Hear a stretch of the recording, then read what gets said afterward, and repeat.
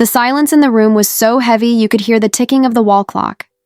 Every eye was fixed on Walter Hammond, the gray-haired attorney who had just dropped a bombshell in what was supposed to be a straightforward will reading. As I was saying, Walter continued, adjusting his glasses with studied calm, Rose Caldwell left a second will, signed and validated shortly after her 87th birthday, which completely nullifies the previous document.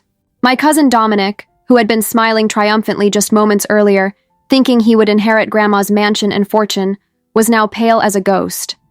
His hands gripped the arms of the Victorian chair so tightly that his knuckles had turned white. "That's impossible," he said in a shaky voice. "I was with her every day. She couldn't have—" "And yet she did," Walter interrupted, pulling another envelope from his briefcase. "And she specifically asked me to read this explanatory letter in front of all of you." I watched the scene as if I were in a movie. My grandmother's elegant living room, relatives dressed in funeral black, her portrait above the fireplace watching us with that enigmatic smile that now looked almost mischievous. Ever since my cousin showed up in Savannah last spring, I had watched helplessly as he gradually took over Grandma Rose's life. The woman who had always been the rock of our family, the most honest and loving person I've ever known, seemed to have been completely swept up in his calculated charm. This is the story of how my grandmother, whom everyone believed was being manipulated in her final days, pulled off her ultimate masterstroke, proving that even at 87, she was sharper than all of us. If you've ever seen how family dynamics can shift when inheritance is involved, you'll relate to this story. Stick around to the end to find out how my grandmother flipped the script on the one who tried to deceive her. And don't forget to subscribe for more real stories that showcase the incredible wisdom of our elders. My name is Audrey Caldwell. I'm 29 years old, and I work as a nurse at a community hospital here in Savannah, Georgia. It's not the most glamorous job in the world, but it allows me to do what I've always dreamed of, caring for people when they need it most. This calling didn't come out of nowhere. It was my grandmother Rose who planted that seed in me. Grandma. Rose wasn't just the typical sweet granny who baked cookies and told stories, though she did make the best cinnamon cookies in the South. She was a force of nature wrapped in a small, seemingly fragile body. A widow for over 2 decades, she managed the Caldwell family's Victorian mansion all on her own, an impressive estate in the historic district passed down through generations. Ever since I was a little girl, I spent every summer with her. My mom, Margaret, was a music teacher and used her summer breaks to attend professional development workshops, sending me to the mansion in the meantime. Those summers shaped who I am. "Audrey, sweetheart," Grandma used to say as we watered her, rose garden together. "Remember, there are 2 things no one can ever take from you: your education and your character. The rest is just decoration." When it came time to choose a college, I didn't hesitate. I turned down scholarship offers from out-of-state schools to stay in Savannah and study nursing at the local university. For 3 years of college, I lived with Grandma Rose in the mansion. Our evenings were filled with deep conversations on the porch as we watched the moss-covered oaks sway in the river breeze. "I'm so proud that you chose to care for others," she told me one night, her blue eyes glowing in the sunset light. "Your grandfather and I built this fortune, but do you know what really matters in the end? The lives we touch, not the things we own." Even after graduating and getting my own place, a tiny studio just a few miles from the hospital, I visited Grandma Rose every week. I brought fresh ingredients, and we'd cook together or simply have tea while she told me stories about our family's past. I also took it upon myself to organize her medications, check her blood pressure, and make sure she was up to date with her medical exams. The Caldwell Mansion was more than just a house. It was a living piece of Savannah's history, with its 4 floors, polished oak staircases, stained glass windows, and lush gardens. Grandma knew every corner, every creaky floorboard, every secret hidden within its 136 years of existence. "This house has a soul, Audrey," she whispered as we climbed the stairs to the rarely visited attic. "It's witnessed love, loss, births, deaths, and all the drama that comes with family. You must respect its stories." My mom had a more distant relationship with Grandma Rose. Years ago, she and her brother, my cousin Dominic's father, had a falling out over family decisions after my grandfather's death. The wound never fully healed, even though they maintained polite civility at the occasional family gathering. Maybe that's why I became so close to Grandma Rose. I filled a void in her life, and she filled one in mine. As I was growing up, she never pressured me about what to do with my life or brought up expectations around the family inheritance. Instead, she taught me about dignity, compassion, and the art of truly listening to others. Most people are just waiting for their turn to speak, she used to say. But those who truly listen are the ones who see the truth behind the words. Over the years, Grandma had several suitors, distinguished widowers from Savannah drawn to her intelligence, charm, and, I'll admit, her considerable wealth. But she never gave any of them a chance. I had one great love, sweetheart, she explained when I once asked. Your grandfather wasn't perfect, but we grew together, built something real. I have no interest in spending my final years with someone who just wants to reap what they never sowed. That was Grandma Rose, sharp, straightforward, and with a built-in lie detector that rarely failed. That's why what happened when my cousin Dominic suddenly reappeared in our lives was so unsettling and painful for me. How could she not see through him when she'd always been so perceptive? I would ask myself that question again and again during the dark months that followed, never imagining that all along she was several steps ahead of us, weaving a web that would only be revealed after she was gone. Dominic Caldwell came into our lives like a spring storm, unexpected, dazzling, and capable of turning everything upside down. It was late March when he showed up at the mansion door with a gleaming smile and a designer suitcase. Dom, as he insisted on being called, was my second cousin.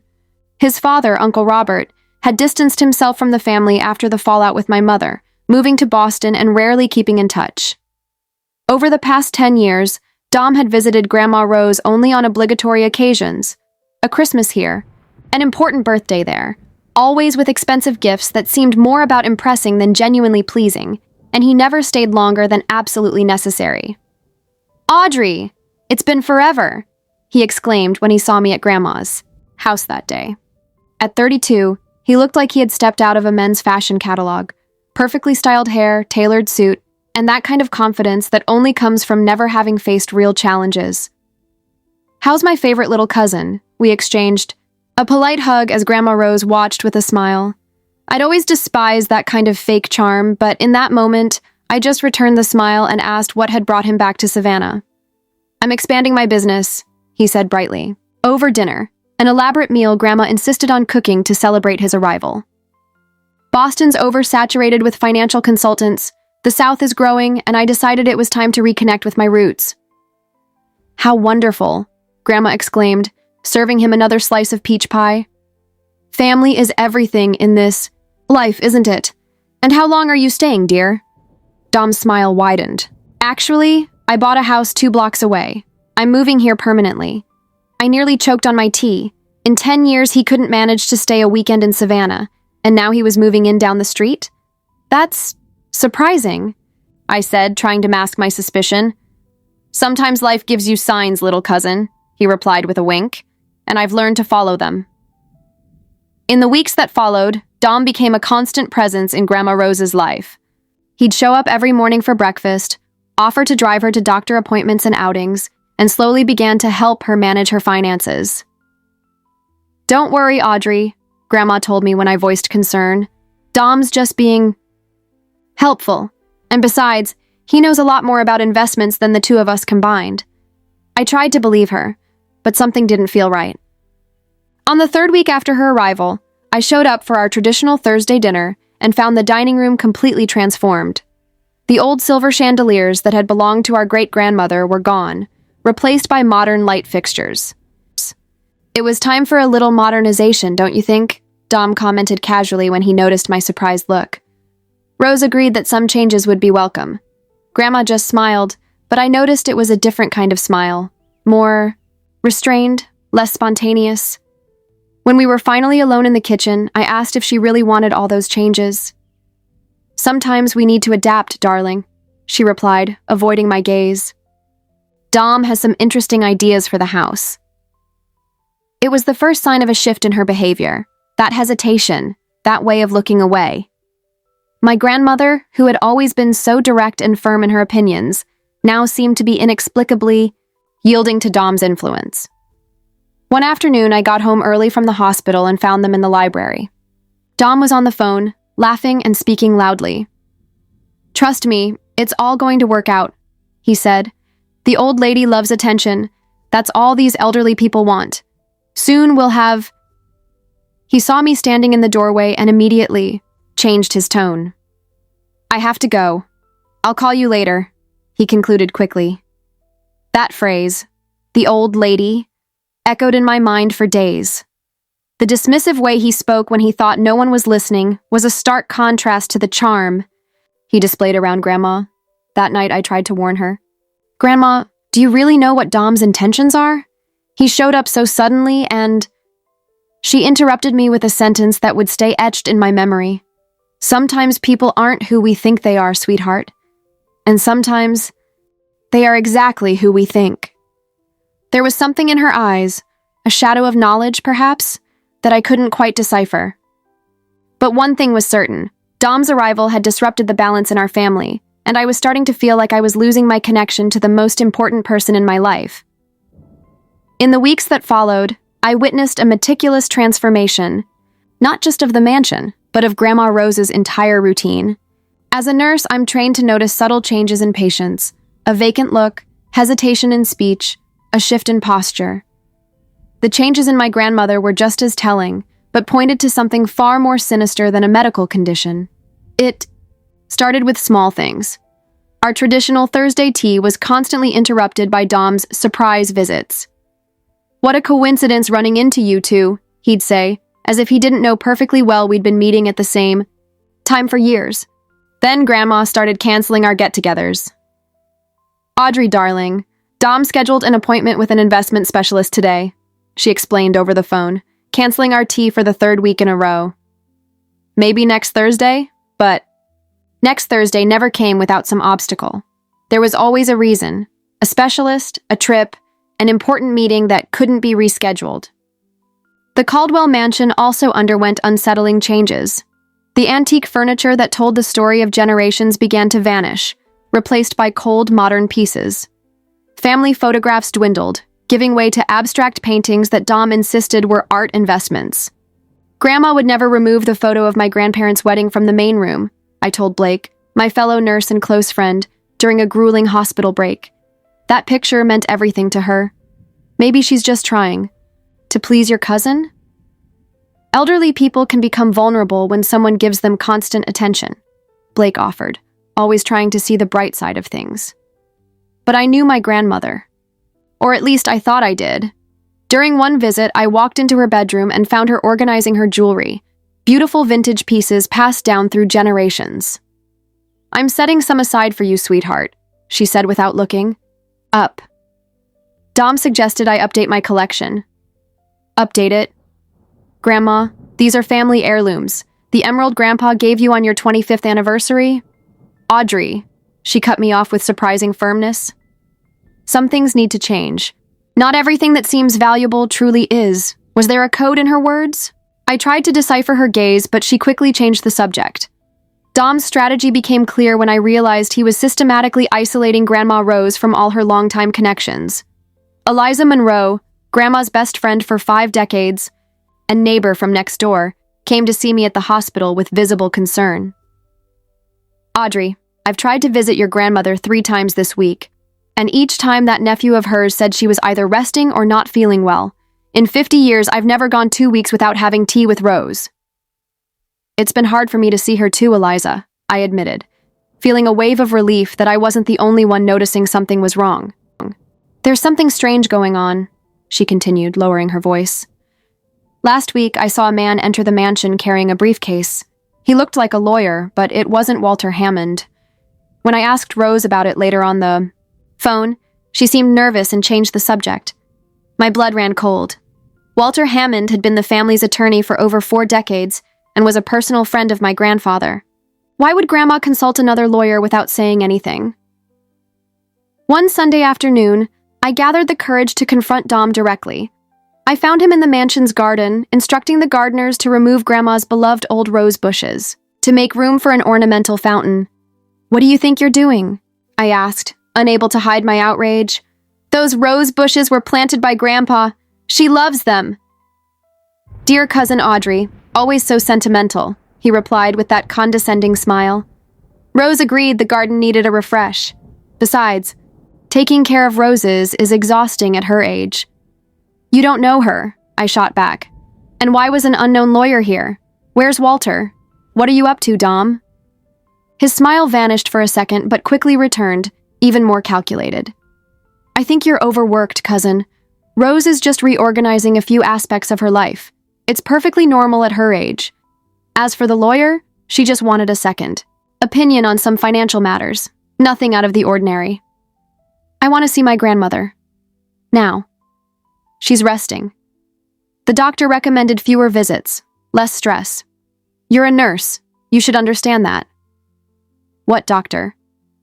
Dr. Taylor has been her physician for 15 years and would never make that kind of recommendation without talking to me first. A flicker of irritation crossed Dom's face. Rose changed doctors. I found someone closer, more available. Dr. Taylor was too far away for emergencies. Each new revelation felt like a punch to the gut. My grandmother was being systematically cut off from all her trusted supports. Her best friend, her longtime lawyer, her doctor, and even me. The breaking point came 2 weeks later when I arrived for a scheduled visit and found the mansion's door locked. I rang the bell repeatedly until Dom appeared, blocking the entrance with his body. Sorry, Audrey, but Rose isn't feeling well today. She asked to reschedule. I have a key, I replied, trying to stay calm as I searched my purse. I just want to check on her. Actually, he said, extending his hand, I need that key back. We changed all the locks yesterday, for safety. It's an old neighborhood, you know. I stared at him in disbelief. The key Grandma had given me herself, saying her house would always be my home, was now useless. I felt tears of frustration, welling up, but I refused to let him see me vulnerable. I'll wait until I see my grandmother, I insisted. She's very fragile, Audrey. Dom sighed dramatically. You know what the doctor said? Emotionally intense visits can be harmful at her age, and frankly, you always leave these visits agitated. It's not good for her. It was the first time I truly felt hatred for someone. Standing there in front of the house where I'd lived some of the most meaningful moments of my life, I realized my cousin had built an impenetrable wall between me and the person I loved most in the world. And the worst part, I had no idea how to break through. The situation deteriorated rapidly over the following weeks. I tried every possible way to contact my grandmother.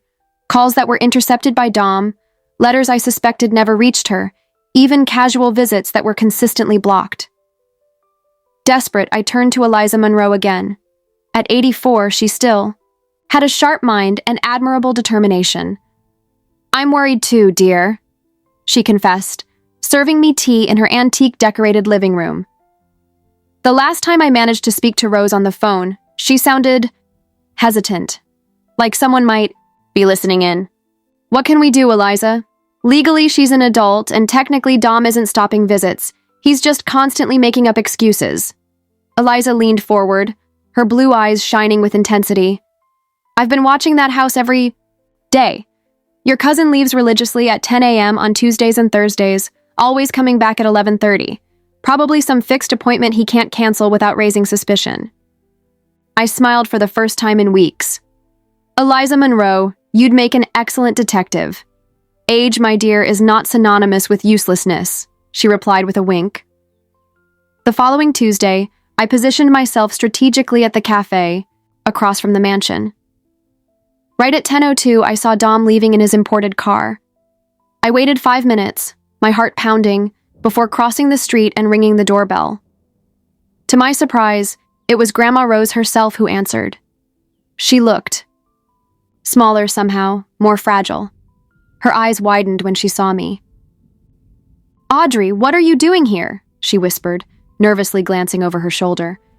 I came to see you, Grandma. Can I come in? She hesitated for a tense moment before stepping aside. Quickly then, he'll be back soon. Inside, the mansion was nearly unrecognizable.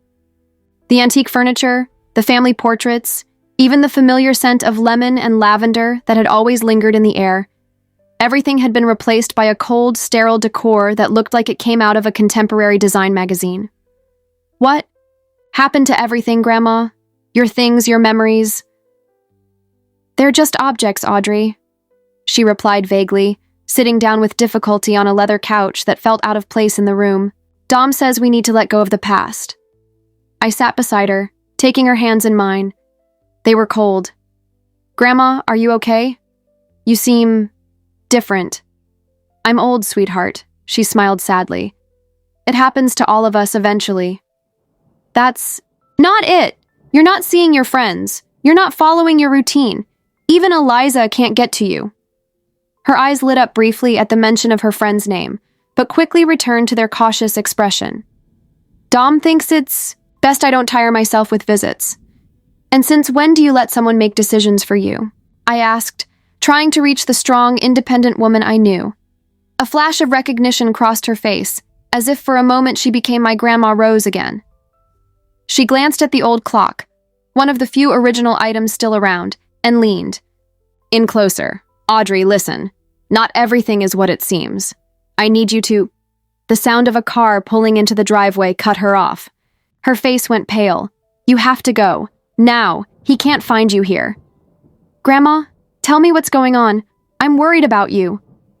Some battles must be fought in silence, she whispered, squeezing my hand. Trust me and keep your eyes open. I slipped out the back door seconds before I heard Dom entering through the front, my heart heavy with worry and confusion.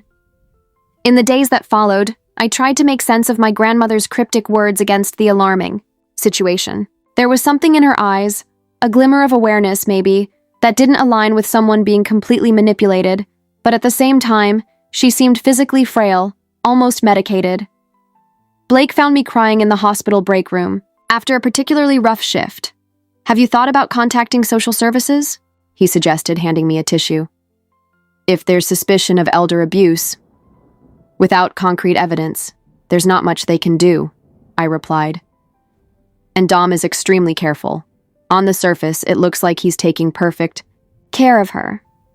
2 weeks later, I received a call from an unknown number during my hospital shift. Audrey Caldwell? A woman's voice asked.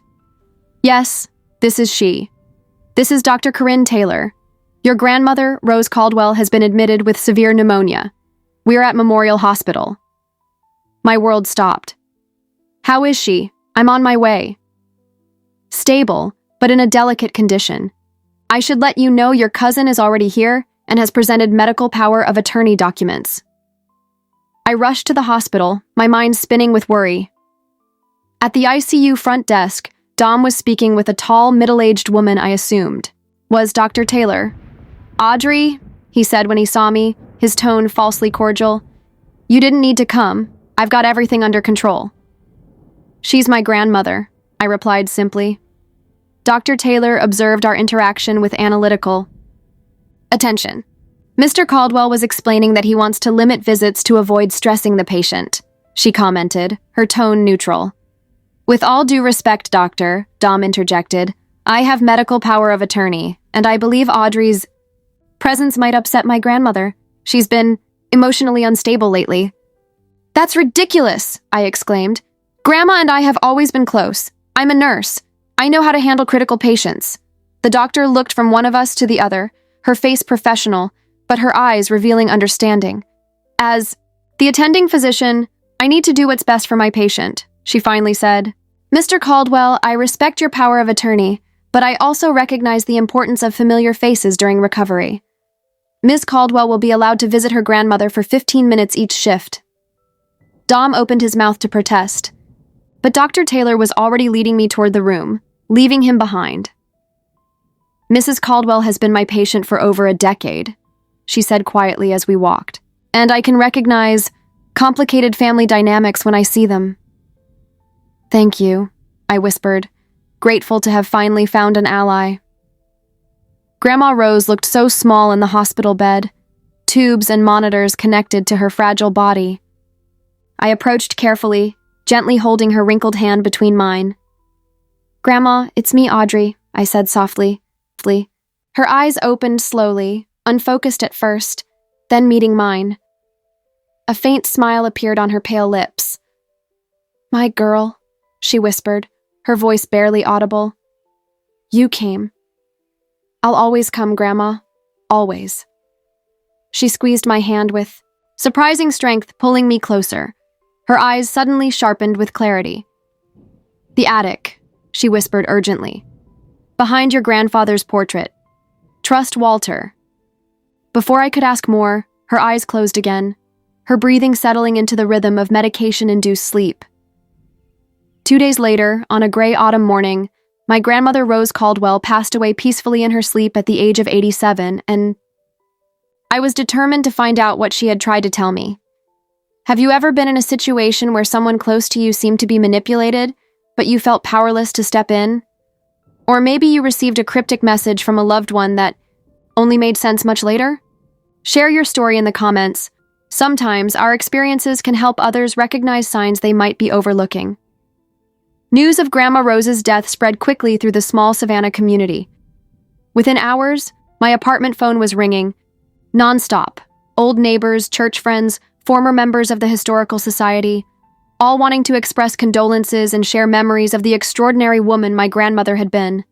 Dom, meanwhile, had taken full control of the funeral arrangements before I could even begin to process my grief. "I've taken care of everything," he informed me over the phone, his voice artificially solemn. "Marshall Funeral Home. Service. At 10 a.m. on Saturday. Private family burial afterward. Just inform your mother, please."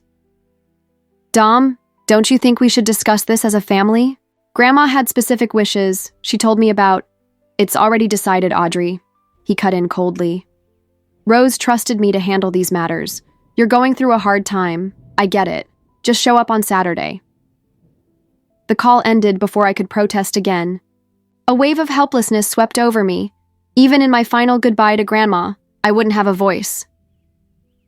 My mother arrived from Atlanta the following night, her eyes red from crying the entire trip. Our relationship had always been complicated, but in that moment, we were just two women united by the loss of someone essential in our lives. "He didn't even consult me about anything," she vented, sitting on my small couch. As if I weren't her daughter. "Dom has been controlling everything these past few months," I explained, telling her about Grandma Rose's systematic isolation and my growing concerns. She listened in silence, her face gradually hardening. "Just like his father," she finally commented. "Robert was always manipulative, always knew how to charm people while taking what he wanted." The night before the funeral, Dom called a small family meeting at the mansion. Only the closest relatives were present: me, my mother, an elderly uncle from Florida, and 2 distant cousins. We sat in the living room, now almost unrecognizable after Dom's renovations. "Thank you all for coming," he began with a rehearsed tone of solemnity. "As the executor of Rose's estate, I feel I should inform you of her wishes before tomorrow's ceremony." I exchanged a confused glance with my mother. "Executor? Since when?" Dom continued, pulling out a few papers from an expensive leather folder. "About 6 months ago, Rose decided to update her will.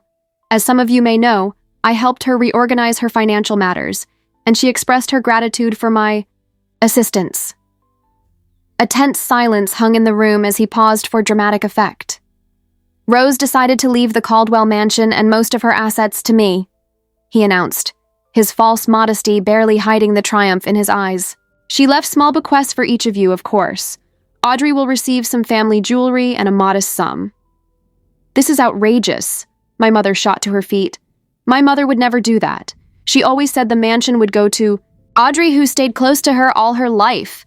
Dom smiled condescendingly. "I have legally signed and witnessed documents, Margaret. Rose changed her mind. People do that when they get older, when they really reflect on who was there in their final years." He turned to me, his cold eyes contrasting with his pleasant smile. "Audrey, your grandmother loved you, of course, but she felt abandoned when you moved away, when your career started taking up more of your time. Deep down, she always loved me more. She just didn't want to hurt your feelings all these years. Every word was like a knife, designed not just to wound me, but to plant seeds of doubt about the unconditional love my grandmother had always shown me. For a terrible moment, I felt my confidence falter. What if it was true? What if, in her final months, she really had changed her mind about me? That's when her last words echoed in my mind. The attic. Behind your grandfather's portrait. Trust Walter. Who witnessed this will? I suddenly asked. Dom blinked, momentarily thrown off by the question. A reputable attorney and his secretary. Everything is perfectly legal. Walter. Hammond wasn't involved? I pressed. Walter is old-fashioned in his methods. Rose preferred someone with a more modern approach to her affairs. The meeting ended on a tense note, with my mother vocally protesting and being practically escorted out by Dom, who insisted that everyone needed rest before tomorrow's difficult day. I, however, had other plans. Around midnight, I quietly returned to the mansion. The key Dom had asked me to return wasn't the only one. Years ago, Grandma Rose had given me a second key to the back entrance. Our little secret, as she called it. I prayed that the lock hadn't been changed. 2. To my relief, the key worked. I entered silently through the kitchen, moving carefully in the dark, knowing every creaky floorboard, every piece of furniture to avoid. Even with the renovations, the basic structure of the house remained the same. The attic was accessed by a narrow staircase at the end of the third-floor hallway. Using only the faint light from my phone, I climbed the creaking steps. The air was dusty, filled with the scent of old books and stored memories. My grandfather's portrait, one of the few original items Dom hadn't yet removed, hung on the far wall. It was an imposing painting in an ornate frame. Carefully moving it aside, I found a small safe embedded in the wall. My heart was racing. The safe needed a combination I didn't have. I tried Grandma's birth date, her wedding anniversary, even my own birthday. Nothing worked. That's when I heard it. Footsteps downstairs. Dom had returned unexpectedly. With no time to keep trying, I put the painting back in place and looked around in desperation. In the old desk in the corner, I noticed several letters partially hidden under a few books. I grabbed them quickly and recognized Walter Hammond's elegant handwriting on the top envelope. The footsteps were closer now. With my heart in my throat, I shoved the letters into my bag and rushed to the back staircase, slipping out just seconds before I heard Dom climbing to the third floor. Back at my apartment, I examined the letters with trembling hands. They were recent correspondences between Grandma Rose and Walter Hammond, dated from the last few weeks before her hospitalization. The content was cryptic, with references to final preparations and ensuring the truth prevails. One sentence in particular jumped out at me. Everything is ready, Rose. When the time comes, justice will be done, just as you planned. I fell asleep clutching the letters to my chest, a small thread of hope beginning to grow in the middle of the despair. Maybe, just maybe, my grandmother hadn't gone down as easily as Dom thought. The morning of the funeral broke with a gray autumn sky, as if even the weather were offering its condolences. Marshall Funeral Home, a well-preserved Victorian building in Savannah's historic district, was filled with elaborate floral arrangements, white orchids and lilies everywhere, flowers my grandmother never particularly liked. She had always preferred simple roses from her own garden, but that detail, like so many others, had been ignored by Dom. The closed casket stood at the front of the room, surrounded by floral wreaths and a recent photo of Grandma Rose, one I had never seen before, where she looked strangely formal and distant, nothing like the warm, smiling woman I remembered. Dom moved among the guests like a politician on the campaign trail, accepting condolences with carefully rehearsed expressions of sorrow, occasionally dabbing at non-existent tears. He wore an immaculate suit that probably cost more than I made in a month. What a tragedy, I heard an elderly woman say. But what a blessing that she had such a devoted grandson in her final days. I clenched my fists, biting my lip to keep from shouting the truth right there and then. My mother came over, her eyes red and puffy. "Can you believe this show?" she whispered. Half of these people barely knew Mom. They're his business, associates. Before I could respond, I noticed a familiar figure quietly entering through the side door. Walter Hammond, sharp in his conservative suit, his stern face etched with genuine sorrow. Our eyes met briefly, and something in his gaze made me catch my breath. It was a look of shared understanding, almost of anticipation. The ceremony passed in an emotional blur. A pastor who had never even met my grandmother recited generic platitudes about a life well lived. Dom gave an eloquent speech about his dear grandmother who took him in during her final days, completely rewriting the story of their distant relationship. Neither my mother nor I were asked to speak. The entire time, I couldn't take my eyes off Walter Hammond, sitting stiffly in the last row, his expression unreadable. The mysterious letters in my purse felt like they were burning a hole through it. After the service, we processed to the family cemetery where generations of Caldwells rested beneath centuries-old oaks draped in Spanish moss. The brief graveside service ended with Dom theatrically tossing a handful of dirt onto the casket, posing as the image of a grieving grandson. As the last guests began to drift away, Walter Hammond finally approached, politely greeting my mother before turning to Dom. "Mr. Caldwell," he said formally, "as per Rose's explicit instructions, there will be a formal reading of the will this afternoon at the mansion." Dom looked momentarily thrown. "I've already informed the family of the arrangements, Walter. I don't see the need." "They were Rose's specific instructions," Walter interrupted firmly. 3:00, if that's convenient. Immediate family only." Without waiting for a reply, Walter turned and walked away, leaving Dom visibly rattled for the first time that day. At precisely 3:00, we gathered in the Caldwell Mansion's sitting room. Me, my mother, Dom, the uncle from Florida, and Walter Hammond. The tension in the air was palpable. Walter began the session with the formality of someone who had performed this ritual hundreds of times throughout his career. "We are here for the reading of the last will and testament of Rose Eleanor Caldwell," he announced, putting on his reading glasses and opening his briefcase. "First, I must confirm the existence of the will mentioned by Mr. Caldwell, dated 6 months ago." Dom visibly relaxed in his chair, a small smile forming at the corner of his lips. My mother squeezed my hand, resigned to defeat. Then Walter looked directly at me, and I saw a glint in his eyes. "However," he continued, his voice gaining strength, "I also have a second will, signed and legally validated just 6 weeks before Rose's passing, which explicitly nullifies all previous versions." The silence that followed was absolute. Dom visibly paled, his body leaning forward as if physically struck. "That's impossible," he finally said, his voice stripped of all its carefully maintained composure. "I was with her every day. She couldn't have... And yet, she did," Walter interrupted, pulling another sealed envelope from his briefcase. "And she specifically asked me to read this explanatory letter in the presence of you all." My heart was pounding so loudly I feared everyone could hear it. Walter carefully unfolded the document and began reading in a clear voice.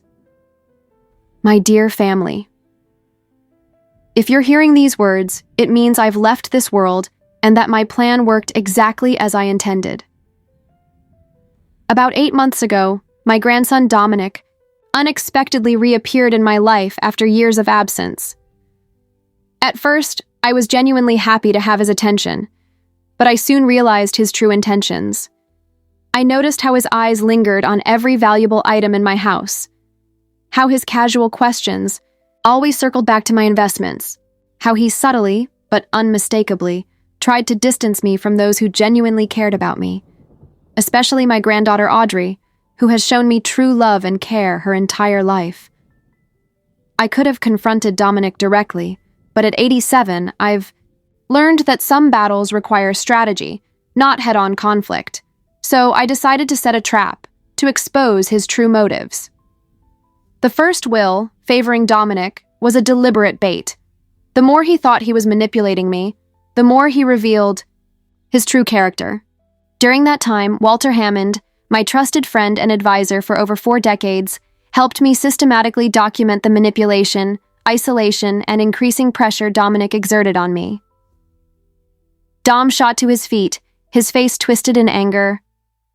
"This is ridiculous! A complete fraud! I'm going to contest—" "I suggest you listen to the rest, Mr. Caldwell," Walter said calmly, unfazed. There's more. Dom collapsed back into his seat as Walter continued reading. With the help of my dear friend Eliza Monroe and Dr. Taylor, we cataloged every incident. How Dominic monitored my phone calls, how he methodically removed sentimental belongings, how he drove away my trusted friends and caregivers. I have recorded evidence of Dominic discussing his true intentions over the phone. He never realized the landline in the library had been set to record after I noticed certain items disappearing from the house. I have documents showing he attempted to transfer some of my assets before my death. I have statements from service providers he instructed to keep Audrey away. My true wishes are as follows. The Caldwell Mansion and its property are to go to my granddaughter Audrey, on the condition that parts of the home occasionally be opened for educational and community events, sharing this piece of Savannah's history with future citizens. The remainder of my estate will be divided equally among my daughter Margaret, the charities I supported during my life, and a scholarship fund for young nurses, inspired by Audrey's dedication to caring for others. As for Dominic, I leave him only this: the lesson that character and integrity are the only truly valuable legacies. He chose manipulation and greed, and so he reaps the natural consequences of those choices. With all my love, Rose Eleanor Caldwell. The room fell into stunned silence as Walter finished reading. My mother sobbed quietly beside me. Our uncle from Florida stared at Dom with his mouth agape, while Dom's expression had morphed into a mask of fury and disbelief. "This is a conspiracy," he finally growled. "You forged this. I'm going to challenge this so-called second will.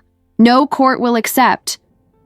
"The will was signed in the presence of 3 impeccable witnesses," Walter calmly interrupted. "Myself, Eliza Monroe, and Dr. Taylor, who documented Rose's clear mental capacity at the time of signing." Dom stood up again, pointing an accusing finger at me. "You planned this with her, didn't you?